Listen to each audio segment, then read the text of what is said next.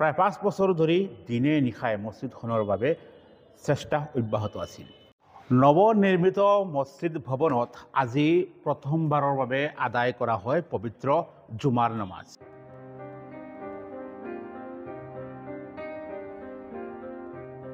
উক্ত নামাজত আজি প্ৰায় অঞ্চলৰ শতাধিক মানুহে অংশগ্ৰহণ কৰে।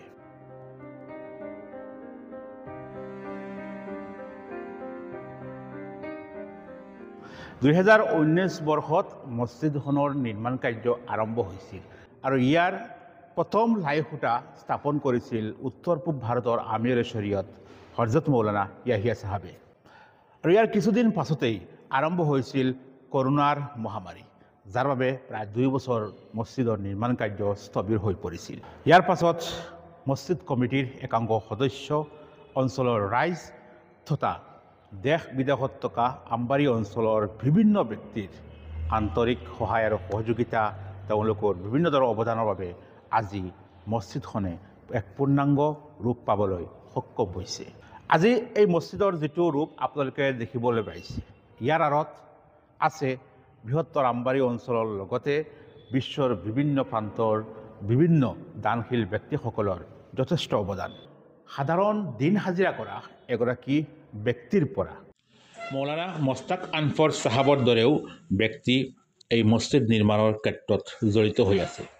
প্ৰায় 5 বছৰ ধৰি চলি থকা নেৰানেপেৰা প্ৰচেষ্টা, অশেষ ত্যাগ, কষ্ট আৰু মেহনতৰ পাছত আজি মছজিদখনে এই পূৰ্ণাংগ ৰূপ পাবলৈ সক্ষম হৈছে।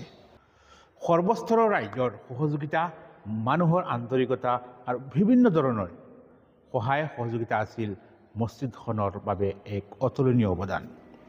বিভিন্ন স্থানৰ বিভিন্ন ঠাইৰ বিভিন্ন মানুহে, আনকি এই অঞ্চলৰ প্ৰৱাসী একাংশ অসমীয়াইও মছজিদখন নিৰ্মাণৰ ক্ষেত্ৰত যথেষ্ট সহযোগ কৰিছিল, যথেষ্ট সহায় কৰি গৈছিল, যাৰ ফলস্বৰূপে আজি আমি এনেধৰণৰ এখন পূৰ্ণাংগ মছজিদ লাভ কৰিবলৈ সক্ষম হৈছোঁ। আপোনালোকে শুনিলে হয়তো বিশ্বাস নকৰিব, প্ৰতি অক্তৰ নামাজত মছজিদখনৰ ইমাম চাহাবে মানুহক সহায় কৰাৰ কথা মনত পেলাই দিছিল বা সহায় কৰিবলৈ মানুহক অনুৰোধ কৰিছিল। হয়তো বহুতৰ শুনি বেয়া লাগিছিল, কিন্তু তেখেতে প্ৰতিদিন 5 বাৰ মানুহক এনেদৰে অনুৰোধ কৰিছিল, এনেদৰে মানুহৰ ওচৰত হাত পাতিব লগা হৈছিল কেৱল এইখন মছজিদৰ বাবে। আজি তেখেতসকলৰ যি কষ্ট, যি অৱদান আৰু যি প্ৰচেষ্টা, ইয়াৰ ফলত আজি আমি এনেধৰণৰ এখন আটক ধুনীয়া মছজিদ লাভ কৰিবলৈ সক্ষম হৈছোঁ। যিহেতু আমবাৰীৰ এখন বজাৰ মছজিদ, যথেষ্ট মানুহ হয় প্ৰতি অক্তৰ নমাজত, কিন্তু মানুহ হিচাপে মছজিদখন পৰ্যাপ্ত নাছিল, যাৰ বাবে আমি ল'ব লগা হৈছিল এনেধৰণৰ এক বৃহৎ পদক্ষেপ। যদিও হাতত কোনো ধৰণৰ বৃহৎ পুঁজি নাছিল, ইয়াৰ পাছতো আমি আল্লাহৰ ওপৰত ভৰসা কৰি, ৰাইজৰ ওপৰত আশা কৰি আমি এই কামত লাগি গৈছিলোঁ। আৰু যি সাহস আমি কৰিছিলোঁ আজিৰ পৰা 5 বছৰ আগত, যাৰ ফল আজি আপোনালোকৰ সন্মুখত।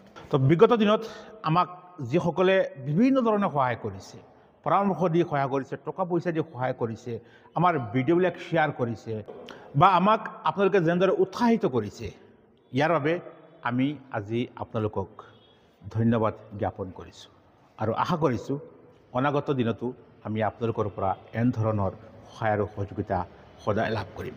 যদিও মছজিদৰ গ্ৰাউণ্ড ফ্ল'ৰৰ কাম সম্পূৰ্ণ হৈছে, এতিয়াও বহুত কাম বাকী আছে।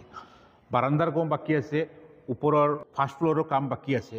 গতিকে অনাগত দিনত আপোনালোকৰ দৃষ্টি আমি আকৌ আকৰ্ষণ কৰিছোঁ।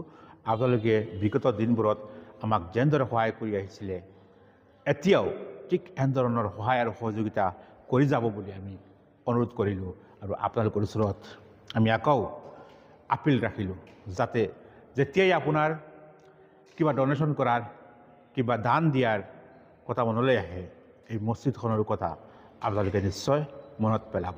ধন্যবাদ।